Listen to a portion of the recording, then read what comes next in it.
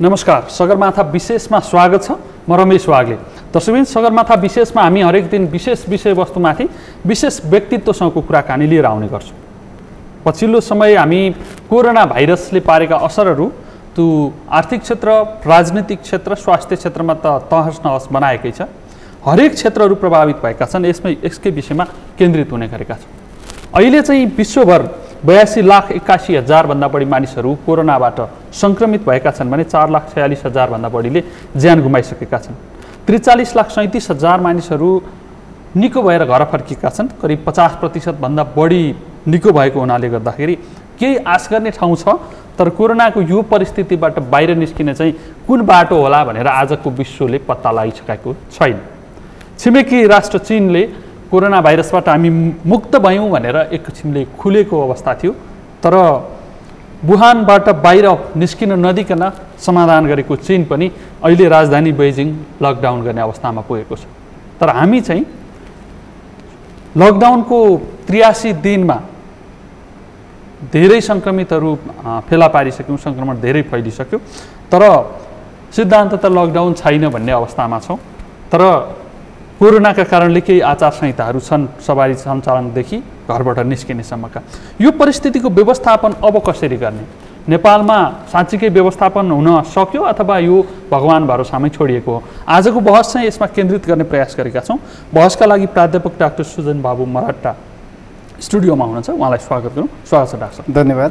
मैले अलिकति ब्याकग्राउन्ड लामो लिएर आएको चाहिँ हामीलाई अलिकति सजिलो होस् भनेर पनि। हामी कहाँ 2 जना हुँदाखेरि लकडाउन भयो। लकडाउनकै अवधिमा ठुलो सङ्ख्यामा वृद्धि भयो। अहिले हामी लकडाउनमा छौँ भने पनि भयो, किनभने जोर बिजोर प्रणाली गरेको छ। निस्किन स्वतन्त्र छैनौँ, जिल्ला बाहिर जान स्वतन्त्र छैनौँ, सार्वजनिक यातायात चलाएको छैन। तर मानिसहरू निस्किन रोक छैन। अब हामीले कम्युनिटी ट्रान्समिसन पनि छुट दिनका लागि तयार भएका हौँ हामी अब आफै। अहिले हामी एकदमै यो कोरोना जुन कोभिड-19 जुन रोगको अहिले सङ्क्रमणको उच्च जोखिमको अवस्थामा छौँ। गत 5-6 महिनाको हामीले चाहिँ स्थिति हेर्दै गयौँ भने हामीले अब जस्तो हाम्रो जनवरीको दोस्रो हप्तामा चाहिँ हाम्रो पहिलो केस देखिएको थियो। त्यसपछि फेरि आएर मार्चको चाहिँ अन्त्यतिर चाहिँ हाम्रो चाहिँ यो चाहिँ हामीहरू चाहिँ सङ्क्रमण चाहिँ दोस्रो चरणमा, जस्तो चाहिँ विदेशबाट आउनुभएका एकजना हाम्रा नेपालीको उहाँको परिवारमा चाहिँ त्यो चाहिँ रोग सरेको हामीले अवस्था पायौँ। पछि हामी दोस्रो चरणमा त्यही बेला नै हामी पुगिसकेका थियौँ। र त्यसपछि हामीले जुन किसिमले चाहिँ एउटा अब हाम्रो अलिकति जोखिमको उच्च अवस्थामा छौँ भनेर हामीले लकडाउन एउटा चाहिँ एउटा नीति ल्यायौँ। लकडाउनको मुख्य उद्देश्य के थियो भने हामीले सङ्क्रमणलाई धकेल्ने, अलि उता धकेल्ने, र त्यो समयमा हाम्रो स्वास्थ्य तथा गैर स्वास्थ्य निकायले आवश्यक तयारीहरू, पूर्व तयारीहरू गर्ने। र त्यसको लागि चाहिँ मुख्य गरी हाम्रो स्वास्थ्य तहबाट, किनभने हामीले यो किसिमको रोग हामीले चाहिँ पहिला कहिले पनि खेपेका थिएनौँ। हामीलाई यससँग लड्नको लागि हाम्रो त्यो किसिमको पूर्व तयारीहरू नभएको अवस्थामा स्वास्थ्य क्षेत्रलाई चाहिँ अलिकति सुदृढ गर्ने र सँगै गैर स्वास्थ्य क्षेत्रसँग पनि समन्वय गरेर यो रोगसँग लड्न पर्छ भन्ने हाम्रो एउटा जुन बुझाइलाई चाहिँ हामीले आत्मसात गरेर हामीले एउटा चाहिँ लकडाउन बन्दाबन्दीको हामीले एउटा चाहिँ अभ्यास गऱ्यौँ। तर त्यो अभ्यास थालेर हामी ठ्याक्कै डाक्टर साहबले भने जस्तो लकडाउन भनेको एउटा सङ्क्रमण फैलिन नदिने, फैलावटलाई अलिकति टाढा धकेल्ने, सँगसँगै हामी प्रिपेरेसन गर्ने, तयारी गर्ने र आइहाल्दाखेरि पनि तयार भएर बस्ने। तर हामीलाई त लकडाउन गरेको पनि झन्डै 1 महिना लाग्यो। हामी आफैसँग PCR मेसिन छ भन्ने कुरा थाहा पाउनका लागि। त्यसपछि टेस्ट गर्दाखेरि विश्वले नमानेको RDT परीक्षणलाई चाहिँ आज पनि हामी जोड दिइरहेका छौँ, जसलाई लगभग 4 दर्जनभन्दा बढी केस देखियो होला, जसमा RDT पोजिटिभ देखिएको कारणले मानिसले धेरै दुःख पाए। तर उनीहरूको PCR टेस्ट गरिसकेपछि नेगेटिभ भयो। त्यस्ता केसहरू पनि देखिन थाले। RDT-मा नेगेटिभ भनेर घर पठाइयो अनि PCR-मा पोजिटिभ देखिएर फेरि अर्को त्रास भइरहेको छ। यही हो त हाम्रो तयारी होइन। यसमा चाहिँ हामीले मुख्य गरी हामीले के गर्यौँ भने यो लकडाउनसँगै हामीले टेस्टिङको दायरा फराकिलो बनाउने र टेस्टिङसँगै ट्रेसिङ र ट्र्याकिङलाई पनि अगाडि लाने हाम्रो चाहिँ एउटा चाहिँ सङ्क्रमणसँग लड्ने हाम्रो मुख्य आधारशिलालाई हामीले त्यो हिसाबमा हामीले चाहिँ त्यो प्रस्तुत गर्यो र सँगसँगै हामीले जनस्तरमा जनस्वास्थ्यको एउटा जुन मेसेजहरूद्वारा चाहिँ जनतालाई सुसूचित गर्ने, जनताको आफ्नो व्यक्तिगत तहबाट बच्नको लागि अपनाउनु पर्ने उपायहरूलाई पनि हामीले सुदृढ गर्दै जानुपर्छ भन्ने हाम्रो त्यो उद्देश्य र साथसाथै अघि मैले भने अर्कोतर्फ चाहिँ स्वास्थ्य निकायहरूले भोलि यसका सङ्क्रमणका बिरामीहरू फैलिएर सङ्क्रमित व्यक्तिहरू चाहिँ सङ्ख्या बढ्दै गएपछि त्यसलाई चाहिँ स्वास्थ्य निकायले कसरी स्वास्थ्य अस्पताल लगायत निकायहरूले कसरी तयारी गर्ने भन्ने कुराको हामीले व्यवस्थापकीय हामीले चाहिँ एउटा चाहिँ प्रारूप तयार गर्ने काममा हामी अगाडि बढेका हौँ, नबढेका पनि होइनौँ, हामीले यसका लागि प्रयास गरेका हौँ। तर त्यसमा अलिकता हामीले चाहिँ लड्ने तरिका र पद्धतिमा अलिकता हाम्रा केही कमजोरीहरू भएर त्यसलाई हामीले सही तरिकाले निर्देशित हुन सकेनौँ। जस्तो तपाईँले भन्नुभयो यसको अहिलेको यसको यो रोग सङ्क्रमण हामीले जाँच्न सक्ने हामीसँग उपयुक्त विधि भनेको आरटिपिसिआर, जुन अहिले हामीले चाहिँ सुरुमा तपाईँ कुरा गर्नुहुन्छ भने हामीसँग जनवरीको होइन दोस्रो हप्तामा हामीसँग एउटा आरटिपिसिआर गर्ने ठाउँ थियो भने अहिले 21वटा आरटिपिसिआर गर्ने हामीले चाहिँ ल्याबहरू विस्तार गरेका छौँ, हामीले नगरेका पनि छैनौँ। सँगसँगै हामीले चाहिँ आइसोलेसन र क्वारेन्टाइनका बेडहरू पनि हामीले चाहिँ थप्यौँ, नथपेका पनि होइनन्। तर पनि हाम्रो यी चिजहरू जुन एउटा सङ्क्रमणसँग लड्नको लागि जुन हामीले टेस्टलाई जुन एकदमै गुणस्तरीय टेस्ट र त्यसको दायरा फराकिलो बनाउनु पर्ने जुन हाम्रो चाहना थियो त्यसलाई चाहिँ हामीले चाहिँ सापेक्षिक रूपमा हामीले चाहिँ व्यवहारमा चाहिँ हामीले त्यसलाई रूपान्तरण गर्न नसकेको एउटा स्थिति चाहिँ हो। यो चाहिँ गर्न नसकेको भएदेखि नागरिकमा एक किसिमको गुनासो कम हुन्थ्यो होला कि गर्न नचाहेको जस्तो देखियो। जस्तो रियल टाइम पिसिआर हामीले गरिराखेका छौँ, जसलाई विश्वले गरिराखेको छ र आजको त अघि विश्वसनीय माध्यम त्योभन्दा बाहेक अर्को हामीले फेला पनि पारेका छौँ होइन।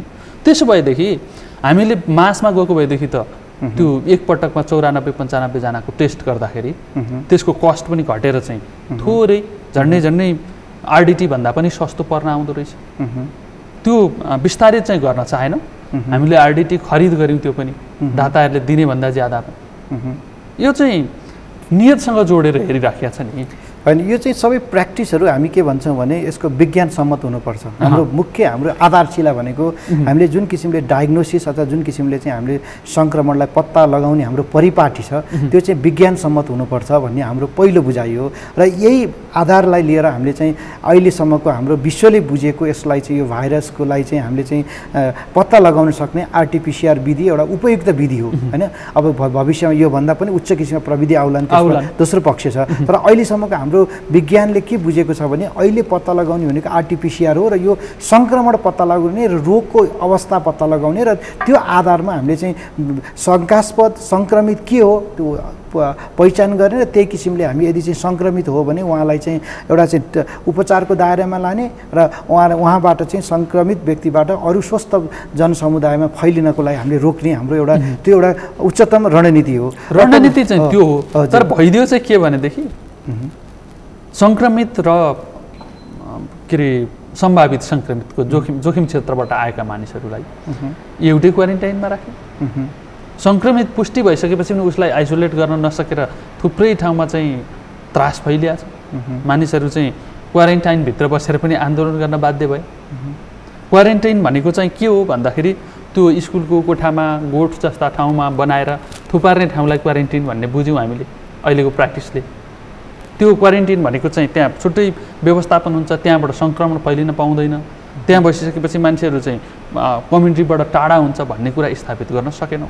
यो चाहिँ हाम्रो ल्याकत हो कि व्यवस्थापकीय कुशलता के हो भने यसमा त्यही त हामीले वैज्ञानिक रूपमा हामीले यसलाई प्रष्ट रूपमा चाहिँ यसको आधार हामीले बुझेका हौँ। जस्तो यसको योसँग रोगसँग लड्ने हाम्रो पद्धति भनेको हामीले स्वस्थ मानिस, शङ्कास्पद र सङ्क्रमित तीनटा जुन एउटा चाहिँ हाम्रो चाहिँ समूह छ त्यो समूहलाई एक आपसमा हामीले चाहिँ ऊबाट सङ्क्रमण हुनको लागि एक आपसमा उहाँहरू नजिक हुन नदिने, त्यो चाहिँ हाम्रो यसको उच्चतम यसले चाहिँ हामीले चाहिँ जनस्वास्थ्य विधि हाम्रो यही नै हो।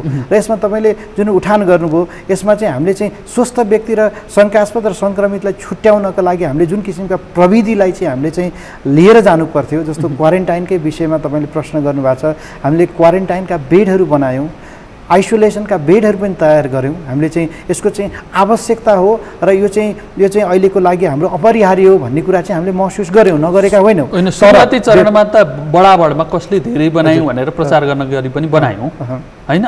तर जब सङ्क्रमितहरू सम्भावित जोखिमपूर्ण क्षेत्रबाट मानिसहरू आउन थाले, उनीहरूलाई आइसोलेसनमा राख्नु पर्यो। त्यसपछि त तराई क्षेत्रमा चाहिँ गर्मी भएर त्यहाँ बस्नको लागि बाथरुम, सामान्य खाने शुद्ध पिउने पानी पनि नपाउने परिस्थितिबाट चाहिँ भाग्ने अवस्थाहरू भए। भागेका समाचारहरू बनाएर बस्यौँ हामी होइन। त्यसपछि ती सङ्क्रमितहरू पुष्टि भएका सङ्क्रमितहरूलाई आइसोलेसनमा लैजानुपर्छ, उनीहरू विशेषज्ञ डाक्टरको निगरानीमा रहनुपर्छ भन्ने मान्यता स्थापित गर्नै सकेन। यसमा चाहिँ त्यही क्वारेन्टिनमा नै यसमा हामीले त्यसलाई यसरी हेर्नुपर्छ। हामीले पूर्वाधार विकास एउटा पक्ष यसको लागि होइन, सामान्य पूर्वाधार, त्यसमा ठुल्ठुला पूर्वाधारको विषय पनि छैन र त्यसलाई चाहिँ एउटा चाहिँ प्राविधिक ज्ञान र व्यवस्थापकीय एउटा चाहिँ क्षमता, तीनटा पक्षहरू हुन्छन्। अब यसमा हामीले प्रष्ट रूपमा हामीले चाहिँ क्वारेन्टाइनका हामीले जस्तो वैशाखको तपाईँले हेर्नुभयो भने होइन, हामीले चाहिँ वैशाखमा हामीले चाहिँ क्वारेन्टाइनका गाइडलाइन्सहरू यो हुन् भनेर हामीले प्रष्ट रूपमा बनायौँ। यसमा प्रष्ट रूपमा हामीले के भन्यो भने यसको लागि स्वास्थ्य र गैर स्वास्थ्य पक्षहरूले गरिनुपर्ने कार्यहरू के हुन्छ, क्वारेन्टाइनलाई चाहिँ हामीले कसरी चाहिँ एउटा चाहिँ स्ट्यान्डर्ड बनाउने भनेर त्यसमा चाहिँ त्यसका हामीले स्वास्थ्य तहबाट गरिनुपर्ने त्यसका विकास पूर्वाधारहरू अथवा त्यसबाट गरिनुपर्ने कार्यहरू र गैर स्वास्थ्य पक्षले जुन त्यसको चाहिँ व्यवस्थापकीय हेर्नुपर्ने कार्यहरू हामीले प्रष्ट रूपमा त्यसलाई किटान गरेर हामीले चाहिँ यसका चाहिँ हामीले चाहिँ गाइडलाइन बनायौँ। अनि त्यस्तै गरेर हामीले आइसोलेसनको पनि हामीले जब सङ्क्रमितबाट चाहिँ हामी व्यक्तिलाई चाहिँ उहाँलाई चाहिँ एउटा चाहिँ छुट्टै राखेर होइन, त्यसमा चाहिँ अलिकति उच्च निगरानीका साथ उहाँको उपचार पनि गर्ने र उहाँबाट अरू लगायत स्वास्थ्य कर्मीसँग पनि मुख्य रिस्क हुने भएर स्वास्थ्य कर्मीलाई पनि कसरी बस्ने भनेर स्वास्थ्य कर्मीको पनि उहाँले प्रयोग गर्ने पिपी लगायत उहाँहरूको त्यो बिरामीसँग कसरी उहाँहरूले चाहिँ उहाँलाई सेवा दिने भन्ने किसिमका हामीले क्षमता अभिवृद्धिका कामहरू पनि हामीले अगाडि बढायौँ, नबढाएका छैनौँ। तर यहाँनिर कहाँनिर हाम्रो चाहिँ त्रुटि देखिन्छ भने हामीले व्यवस्थापन, हामीसँग साधन स्रोत पनि थिए, हामी साधन स्रोत पनि छौँ, हामीले त्यो साधनहरू पनि जुटायौँ, तर त्यसको लागि हामीले व्यवस्थापकीय हाम्रो चाहिँ संयोजनमा एउटा हाम्रो ठुलो कमजोरी देखियो। भनेको प्राविधिक रूपमा हामी त्यति धेरै कमजोर छैनौँ। प्राविधिक रूपमा हामी धेरै कमजोर छैन, किनभने मैले भने नि तपाईँले क्वारेन्टाइनमा प्राविधिक रूपमा गर्नुपर्ने स्वास्थ्यले गर्नु भनेको सामान्य त्यहाँ निगरानी हो। उहाँको चाहिँ ज्वरो अथवा केही त्यस्ता कोरोनासँग जोडिएका होइन त्यसका कुनै लक्षणहरू देखिएको छ भने उहाँहरूलाई चाहिँ पहिलो मापदण्ड बनायो निगरानी गरिदिने कुरामा स्वास्थ्य निकायको कुरा। र त्यसपछि त्यसको चाहिँ मुख्य कुरा जस्तो हामीले चाहिँ त्यसको बसोबास होइन, बस्ने ठाउँ, सुत्ने ठाउँ, उहाँहरूले प्रयोग गर्ने सामग्रीहरू, खानेकुराहरू र आफूले उहाँको लागि चाहिने व्यक्तिले आफूले अपनाउनु पर्ने होइन उहाँको सुरक्षाका उपायहरू उहाँलाई सिन्चित गर्नुपर्ने जुन यसका ज्ञान लगायत जस्तो त्यसमा खानपिन होइन, त्यसै गरी सामान्य सरसफाइका पक्षहरू छन् होइन। त्यसपछि त्यसमा चाहिँ हाम्रो आफ्नो एउटा चाहिँ हामीले चाहिँ त्यसलाई कडासँग निगरानी गर्न नसकेको र त्यसलाई व्यवस्थापन चाहिँ सही तरिकाले ठिक छ म आइपुग्नुभयो। व्यवस्थापकीय कुरा चाहिँ देशभरि अहिले प्रश्न उठेको, युवाले प्रश्न उठाइरहेको, संसदमा सत्तापक्ष प्रतिपक्षका सांसदहरूले उठाइरहेको एउटा मूल प्रश्न भनेको व्यवस्थापकीय प्रश्न। व्यवस्थापकीय प्रश्नमा चाहिँ सुरुवाती चरणकै अलिकति ब्याकग्राउन्डमा हामी जाने हो भनेदेखि नन टेक्निकल मन्त्री सचिव सहितका मन्त्रालयका व्यक्तिहरूले पिपिई चाहिँदैन भन्ने सन्दर्भमा पनि जिद्दी गर्नु। त्यसपछि उपचारका सन्दर्भमा डाक्टरहरूले फलानाले बोलेका विषय चाहिँ ठिक छैनन् भनेर ती डाक्टरलाई प्रश्न उठाउने काम गर्नु। त्यसकै विषयमा लेखिएका समाचारहरूमाथि प्रश्न उठाउनु। यो काम टेक्निकल व्यक्तिहरूले गर्न पर्थ्यो कि उहाँहरूले गरेको ठिक थियो त? अनि यसमा यसरी हेर्नुपर्छ, यो रोगसँग पहिलाको यसको प्राविधिक पक्षहरू छन्, त्यसका विभिन्न रोगसँग लड्नको लागि हामीले अहिले तीनटा हाम्रो रेस्पोन्सेसहरू हामीले भन्छौँ। एउटा जनस्वास्थ्य पब्लिक हेल्थ रेस्पोन्स र त्यसै सोसियल हामीले चाहिँ एउटा राज्यले सामाजिक रूपमा विभिन्न निकायहरूले गर्नुपर्ने रेस्पोन्स र तेस्रो पक्ष भनेको हाम्रो चिकित्सकीय हाम्रो चाहिँ क्षेत्रले गर्नुपर्ने त्यसको ट्रिटमेन्ट र केयरका कुराहरू।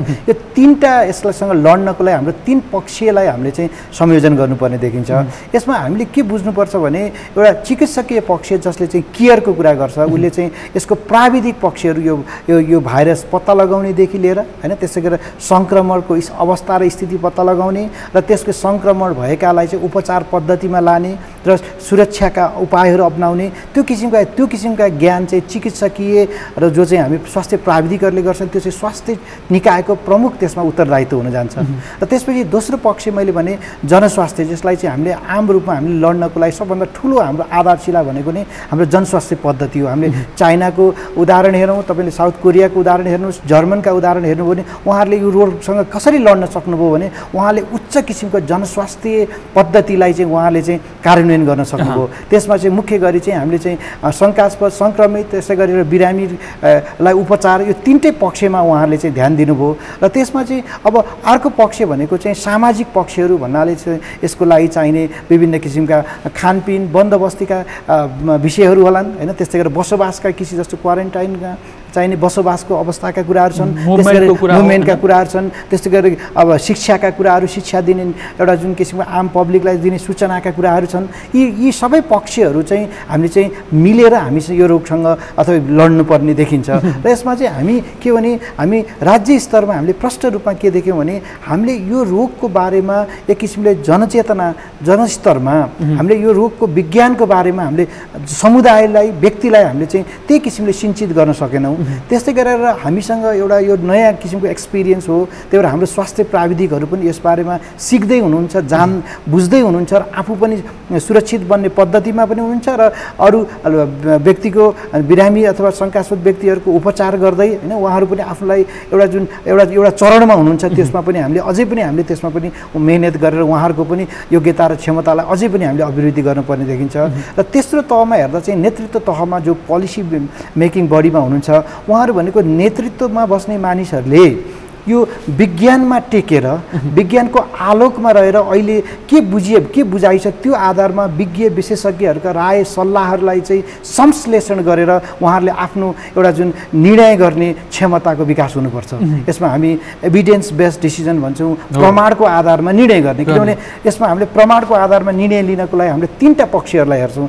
एउटा चाहिँ विज्ञानले के भन्छ, दोस्रो पक्षमा चाहिँ हाम्रो चाहिँ एक्सपिरियन्सेसहरू छ, हाम्रो जजमेन्ट छ, र तेस्रो पक्ष भनेको हाम्रो बहु विशिष्टता छ, हाम्रो आर्थिक भौगोलिक सामाजिक त्यो विशिष्टता। यो तीनटै हाम्रो चाहिँ पक्षलाई चाहिँ हामीले हेरेर यो सबैलाई संश्लेषण गरेर हामीले प्रमाण जुटाएर निर्णय गर्नुपर्छ। वास्तविकता थाहा पाउनु पर्यो, तथ्य थाहा पाउनु पर्यो पहिलो, दोस्रो हाम्रो ल्याकत थाहा पाउनु पर्यो, र तेस्रो त्यो वास्तविकतासँग हाम्रो ल्याकतले कति म्याच गर्छ हैन। एक्ज्याक्टली यति गरिदिएको भएदेखि त धेरै मान्छेहरूमा एक किसिमको उत्साह हुन्थ्यो होला, मेरो राज्यले मलाई सके जति गर्छ र बचाउँछ हैन।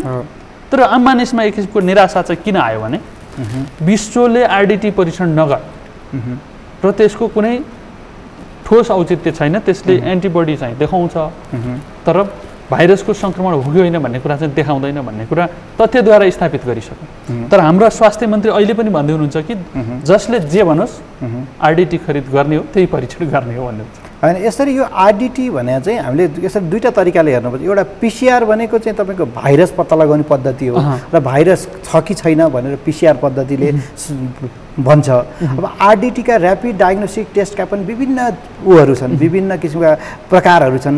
भाइरस पत्ता लगाउने ऱ्यापिड टेस्ट पनि हुन्छ, एन्टिबडी पत्ता लगाउने ऱ्यापिड टेस्ट पनि हुन्छ। जस्तो अहिलेको प्रयोगमा हामीले भाइरस पत्ता लगाउने ऱ्यापिड टेस्ट हामीले अहिलेसम्म हामीले त्यो प्रयोग गर्न सकेका छैनौँ। तर अहिले प्रयोग भएको भनेको चाहिँ एन्टिबडी, त्यो भाइरसले इन्फेक्सन गराएर हाम्रो शरीरले रोग विरुद्धको हाम्रो प्रतिरोध गर्ने क्षमता बन्यो कि बनेन भनेर हेर्ने एन्टिबडी टेस्ट अहिले हाम्रो आरडिटी भन्छौँ जो हैन, ऱ्यापिड डायग्नोस्टिक टेस्ट भनेको एन्टिबडी हेर्ने पद्धति हो। अब यसलाई चाहिँ हामीले कसरी हेर्नुपर्छ भने आरडिटी निरपेक्ष रूपमा बेठिक भन्दा पनि आरडिटीको गुणस्तर र यसको उपयोगिता पक्षमा हेर्नुपर्छ। गुणस्तरको पक्षमा हेर्ने भन्दा चाहिँ कसरी बुझ्नुपर्छ भने यसको विज्ञानको कुरा त डाक्टर साहबले भनेको कुरा ठिक होला, तर हामीले परीक्षण गरिसकेर अनुभवबाट स्थापित भएको कुरा त के हो भनेदेखि 4 दर्जनभन्दा बढी मानिसहरू आरडिटीमा पोजिटिभ देखियो, त्यसकारण आइसोलेसनमा बसे, उनीहरूको परिवारमा तनाव बढ्यो, सारा उनीहरूले पनि तनाव लिए, तर ती मान्छेहरू पिसिआर टेस्टमा नेगेटिभ भेटियो अथवा कोरोना सङ्क्रमण भेटिएन हैन।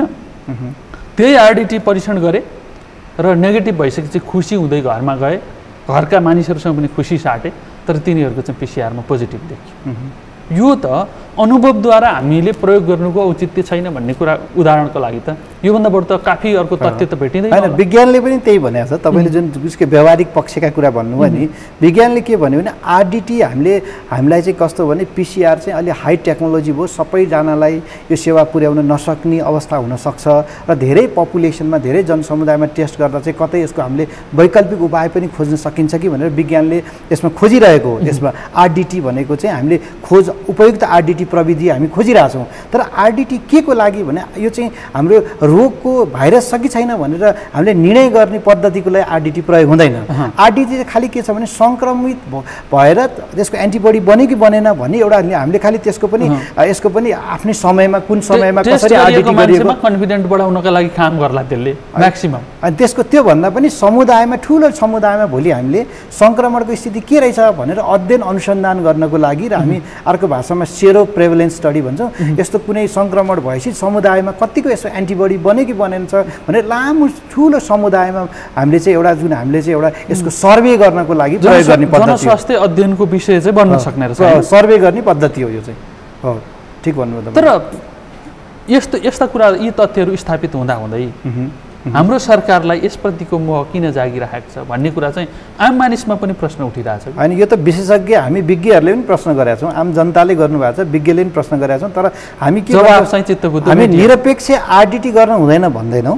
आरडिटीको प्रयोग हुन्छ, तर त्यसको कहाँ प्रयोग गर्ने भन्ने कुरा विशिष्टतामा सरकारले त्यसमा बोध हुनु पर्यो र त्यो अनुसार प्रयोग घडीमा चाहिँ सरकारको प्राथमिकतामा किन परिरहेको छ भन्ने कुरा चाहिँ हामी आफूलाई प्रश्न सोद्धाखेरि पनि चित्त बुझ्ने जवाफ भेटिँदैन, न त त्यो निर्णयकर्ताहरूबाट भेटिन्छ।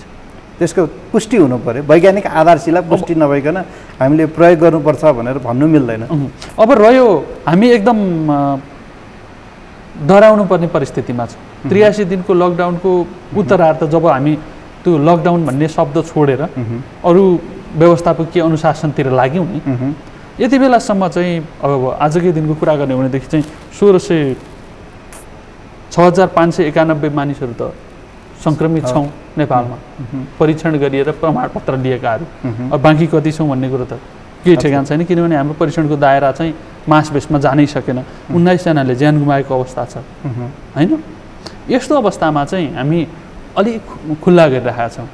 अब यो कम्युनिटी ट्रान्समिसन भयो भने अहिले त देखिरहेको छ कि विश्वमा सबैभन्दा कम मृत्यु भएका उमेरका मानिसहरू हाम्रोमा अधिकांश मृत्यु भएका छन्। अब बाँकी कम्युनिटीमा गयो, विश्वका मान्छेहरू सबभन्दा बढी मृत्यु भएको वृद्धहरूको समूहमा अरू रोगको सङ्क्रमणबाट जोखिमपूर्ण अवस्थामा रहेकाहरूको चाहिँ सङ्क्रमण फैलियो भने अवस्था के होला भनियो भने चाहिँ एउटा विज्ञको रूपमा के आउँछ जवाफ आफूलाई सोद्धाखेरि? अहिले मैले अघि पनि भने अहिले हामी सङ्क्रमणको उच्च जोखिममा छौँ र अहिले सङ्क्रमणको दर हेर्ने हो भने हामीले यो दक्षिण एसियाकै दर हेर्ने हो भने हामी भारत, नेपाल होइन, बङ्गलादेश, पाकिस्तान एकदमै उच्च गतिमा हिँडिरहेका अवस्था छ।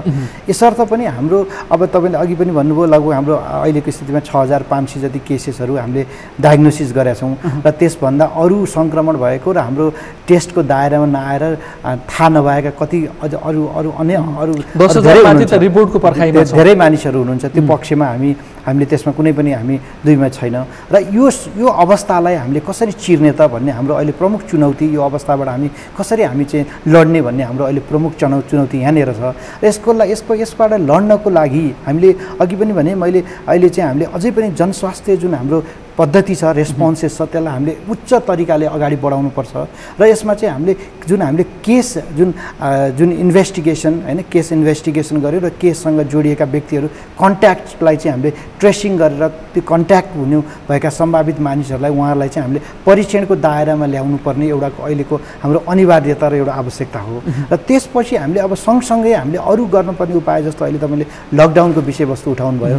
लकडाउन चाहिँ हामीले अहिले पनि भन्दा सैद्धान्तिक रूपमा हामीले बन्दाबन्दीलाई हामीले अहिले बन्द गरेको स्थिति होइन, यसलाई चाहिँ नयाँ चरणमा जानुपर्छ भन्ने अहिले विभिन्न यो आर्थिक, सामाजिक होइन, मनोवैज्ञानिक पक्षहरूले एउटा समाजमा त्यस्तै गरेर अरू किसिमका बिरामीहरूको सेवाका प्रश्नहरू छन् र मान्छेको दैनिक रोजीरोटीका प्रश्नहरू छन् होइन। ती सबै एउटा चाहिँ हाम्रा सामाजिक गतिविधिहरू पनि चल्नु पर्यो। अब त्यो आवश्यकतालाई हामीले मध्यनजर गरेर हामीले यो लकडाउनलाई नयाँ चरणमा प्रवेश गर्नुपर्छ भन्ने हाम्रो जनस्वास्थ्य हिसाबमा हाम्रो विज्ञताको हिसाबमा हामीले बुझेको यो पक्ष हो र यो भन्दैमा हामीले पुरै खोल्ने र पुरै एउटा चाहिँ हामीले पुरानै अवस्थामा आउने भन्ने हाम्रो त्यो बुझाइ होइन। अलिक यो कुरा चाहिँ हामीले जनस्तरमा एउटा हाम्रो नीतिगत रूपमा हामीले निर्णय गर्ने पद्धतिमा पनि हामीले यसको एक्जिट स्ट्र्याटेजी भन्यौँ होइन, यो कसरी जाने भन्ने 1 2 3 गरेर हामीले अलिकता सही तरिकाले हामीले चाहिँ ट्रान्सप्यारेन्टली यसो हामीले चाहिँ एउटा एक्जिट स्ट्र्याटेजी पनि हामीले बनाउन नसकेको एउटा अवस्था एउटा हुनु त हो। त्यो बाहेक पनि हामीले जनसमुदायलाई यो अबको हामी जोखिमको उच्च गतिमा छौँ भनेर अझै पनि हामीले त्यो किसिमले सुसूचित गर्न नसकेको स्थिति छ। किनभने व्यक्तिलाई के बुझिरहनु भएको छ भने उहाँहरू अब चाहिँ हाम्रो चाहिँ अवस्था अब चाहिँ हामी अब यत्रो लकडाउन भयो, लकडाउनपछि हामी एकदमै लकडाउन भनेको चाहिँ मानिसहरूलाई कर्फ्यू जस्तो लाग्यो जब खुल्छ त्यसपछि त आफ्ना गतिविधि जे बाँकी थिए ती कुराहरू तीव्र गतिमा अगाडि लैजाने र पुरानो अवस्थासम्म पुग्ने फर्किने। आर्थिक क्षेत्रमा त यसका ठुल्ठुला असरहरू परिसकेका छन्। अब त्यो तीव्र गतिमा दौडेर पनि गन्तव्य भेटिएला जस्तो देखिरहेको छैन। तर सँगसँगै अर्को विश्वभरिका लागि एउटा प्रश्न चाहिँ के छ भने यति लामो समय भइसक्यो, डिसेम्बरको 31 देखि हामी के देखिएको छ, यसका विषयमा अध्ययन अनुसन्धान त त्यस लगत्तैदेखि सुरु भएका हुन्। केही उपलब्धिहरू भए भनेर प्रचार पनि हुन्छन्, तर ठोस उपलब्धि पर्दैन। यो जनस्वास्थ्य क्षेत्र विज्ञान क्षेत्रको लागि पनि धेरै ठुलो चुनौती आयो नि होइन। अनि यसलाई चाहिँ हाम्रो यो अहिले नयाँ किसिमको यो रोगले के देखाइरहेको छ भने हामी प्रष्ट रूपमा हामी यसबाट हामीले के कुरा शिक्षा लिनुपर्छ भने हामीले हाम्रो यो विश्व जुन प्रणाली जुन छ, जुन किसिमले विश्व प्रणाली चलिरहेको छ, एउटा जुन राज्यका प्रणालीहरू, समाजका जुन सामाजिक प्रणालीदेखि र व्यक्तिका आनी बानी र व्यक्तिगत जुन जीवनचर्याका जुन हाम्रो चलिरहेको छ यसमा स्पष्ट रूपमा रूपान्तरण हुनुपर्छ भन्ने पहिलो सन्देश हामीलाई दिएको छ। यो भनाइले मैले के भनिरहेको छु भने विश्व स्तरमा जुन किसिमका एउटा जुन यो रोग फैलिनुमा चाहिँ मुख्य कारण भनेको यो हामीले ट्राभलसँग जोडिएको, ट्राभल र ट्रेडसँग जोडिएको छ, व्यक्तिका जुन यो मोबिलिटीसँग जोडिएको छ। यसलाई चाहिँ हामीले नयाँ तरिकाले निर्देशित गरी यसलाई चाहिँ हामीले अबको अवस्था भनेको हामीले यो रोगसँग लड्नको लागि हामीले एउटा विश्व स्तरमा नयाँ किसिमको रूपान्तरणको पक्षका कुरा भयो। यो चाहिँ शिक्षा, यसले दिएको शिक्षा भयो। तर वास्तविकता चाहिँ विश्व आजसम्म घोत्लिरहेको छ। यत्रा ठुला उपलब्धि गर्नका लागि लागेका धेरै रोगका औषधि पत्ता लागेका वैज्ञानिकहरू पनि घोत्लिरहेका छन्। आजसम्म ठ्याक्कै औषधि यो खाएपछि ठिक हुन्छ, ठ्याक्कै यो भ्याक्सिन लगाइसकेपछि चाहिँ कोरोना भाइरस डिएक्टिभ हुन्छ, एन्टिबडी सिस्टम बलियो हुन्छ, त्यसपछि मानिस चाहिँ ढुक्क भएर एउटा इन्जेक्सन लगाइसकेपछि भोलिपल्टदेखि काममा हिँड्न पाउँछ भन्ने स्थिति बनेन। विश्व चाहिँ यो समस्यामा छ। तर हाम्रै नेतृत्व व्यवस्थापनको हामी सबैले आशा भरोसा गर्नुपर्ने व्यक्तित्व प्रधानमन्त्री चाहिँ हामीसँग नेपालीसँग रोग प्रतिरोधी क्षमता बढी छ, यसले असर गर्दैन, सतर्क चाहिँ भनौँ, डराउनु पर्दैन। अझ उहाँले औषधि पनि सुझाइराख्नु भएको छ।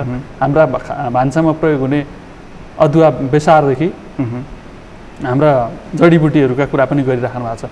यसले चाहिँ नेपालीहरूमा एक किसिमको ओभर कन्फिडेन्ट भनौँ न, आत्मविश्वास चाहिँ बढेर जाने अनि स्वतन्त्र गतिविधि गर्दै जाँदा हामी बुमऱ्याङ खाने त परिस्थिति आउँदैन। यसलाई यसरी हेर्नुपर्छ। हामीले पहिलो कुरा चाहिँ यो भाइरल इन्फेक्सन भएकोले भाइरसको एकदमै अनौठो किसिमका एउटा चाहिँ क्षमता जुन छ, अलौकिक क्षमता छ। यसले चाहिँ मानिसको शरीरमा गएर मानिसकै शरीरका मेसिनरी प्रयोग गरेर उसले आफ्नो वृद्धि विकास गरेर मानिसलाई रोग लगाउँछ। यो बहुत यसको चाहिँ जुन किसिमको जटिल प्रकृतिको यसको चाहिँ ऊ छ, यसको नेचर छ। यसर्थ यसबाट लड्नको लागि विश्व स्तरमा हामीले जुन औषधि र भ्याक्सिन्सहरू जुन अहिले निर्माण गर्ने जुन प्रक्रियामा छौँ यो बहुत चुनौतीपूर्ण छ।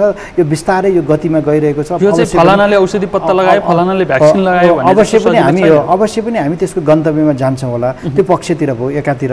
अब वास्तविकता हेर्दाखेरि अब राज्य स्तरमा जस्तो हाम्रा राजनेताहरूले जुन किसिमका यसको बारेमा बोलिरहनु भएको छ यो विज्ञानलाई टेकेर बोल्नुपर्छ। मैले अघि भने नि उहाँहरू चाहिँ विज्ञान सम्मत हुनुपर्छ। उहाँले बोलेका कुराहरू भनेका त्यो भनेको समाजले कसरी ग्रहण गर्छ भने यो वास्तविकता भने ग्रहण गर्ने हुँदा राजनेताहरूले बोल्दाखेरि यसको एकदम विज्ञानमा टेकेर यसको सही तरिकाले, किनभने ती बाणीहरूले चाहिँ एउटा ठुलो किसिमको आम रूपमा समुदायमा ठुलो किसिमको असर पार्छ। यसर्थ पनि हामीले जुन किसिमका विज्ञानले भनेको छ यो भाइरस आफैमा एकदमै खतरनाक छ, यसले चाहिँ यसका औषधि र भ्याक्सिन बनाउन धेरै जटिल छ, यसको इभन हामीले चाहिँ डायग्नोसिस गर्ने पद्धतिमा पनि हामीले धेरै किसिमका सुधार ल्याउनुपर्छ र हामी बस्नको लागि हाम्रो व्यक्तिगत पक्षबाट एउटा समाजको पक्षबाट राज्यबाट गर्नुपर्ने जुन विषयगत क्षेत्रहरू छन् त्यसमा पनि हामीले अलिकता ठुलो दायरा लिएर हामीले अलिकता हामी विज्ञानसँग टेकेर हामी जुझ्नुपर्छ भन्ने बुझाइ छ। यसर्थ पनि यो जटिलतालाई चाहिँ जुन राजनेताहरूले चाहिँ एकदमै सही तरिकाले ग्रहण गर्नुपर्ने हुन्छ र उहाँको भावनामा बगेर यसको चाहिँ उत्तर खोज्न सकिँदैन। मूल कुरा पोलिसी लेभलमा काम गर्ने व्यक्तिहरूले तथ्यहरूको विश्लेषण गर्ने क्षमता राखुन्, तर तथ्यहरूको खोजी गर्ने आफै पत्ता लगाइदिने काम बन्द गरेर त्यो त विज्ञान व्यवस्थापनमा लागिदियो भनेदेखि पुग्ला होइन। अनि उहाँहरूको रोल भनेकै व्यवस्थापन हो, किनभने ज्ञान त हाम्रो चाहिँ विज्ञहरूले सिन्चित गर्नुहुन्छ होइन। त्यस्तै गरी चाहिँ अनुभवहरू पनि बाट पनि उहाँहरूले ज्ञान र अनुभवलाई चाहिँ हामीले मिसाउनुहुन्छ र त्यसपछि हाम्रो भौगोलिक हाम्रो सामाजिक विशिष्टतासँग जोडेर यो दुई ज्ञान र उहाँहरूको विज्ञतालाई चाहिँ त्यसमा टेकेर हाम्रो नेताहरूले चाहिँ नीति नियम बनाउनु पर्यो। त्यहाँ चाहिँ उहाँहरू त्यसको दक्षता उहाँहरूसँग हुनु पर्यो, न कि उहाँले विज्ञानलाई भन्नु पर्यो ज्ञान र अनुभवका कुरा चाहिँ विज्ञहरूलाई छोडिदिनुहोस्, तिनीहरूका कुरा ग्रहण गरेर व्यवस्थापन गरे। सामाजिक विशिष्टताको कुराहरू उहाँ राजनेताहरूले पनि समाज बुझ्नु भएको छ, हाम्रो चालचलन त्यो कुराहरूको उहाँहरूले त्यो पक्षलाई पनि उहाँहरूले उजागर गर्न सक्नुहुन्छ।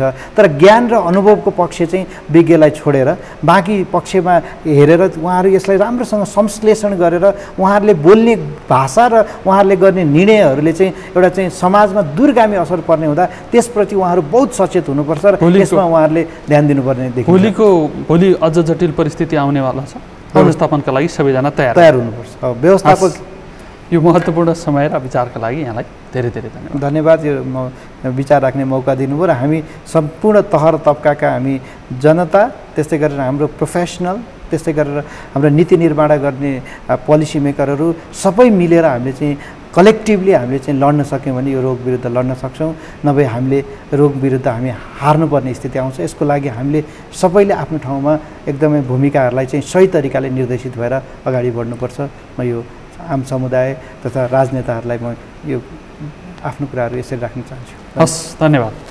दर्शकबिन तपाईँलाई पनि धन्यवाद। जोखिम अझै बढेर आउनेवाला छ। जोखिमसँग लड्नका लागि तपाईँ आफू तयार हुनुपर्छ।